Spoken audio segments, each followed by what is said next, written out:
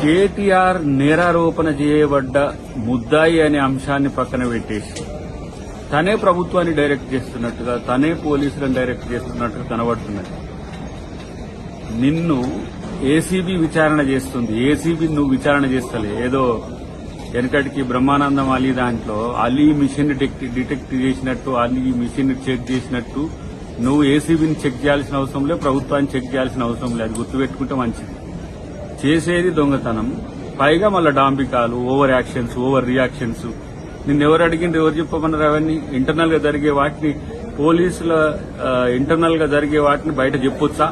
Interrogation అంశాలు బయట చెప్పొచ్చా? ఆ సోయి కూడా లేదా?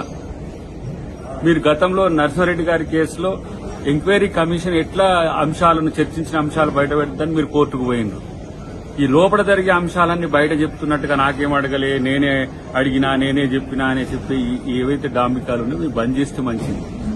తర్వాత కోర్టులు, చట్టం, న్యాయం పట్ల గౌరవం ఉంటే ఆ వ్యవస్థల పట్ల గౌరవంగా వ్యవహరించడం నేర్చుకోవడం మంచిది అనేది నా హితవు.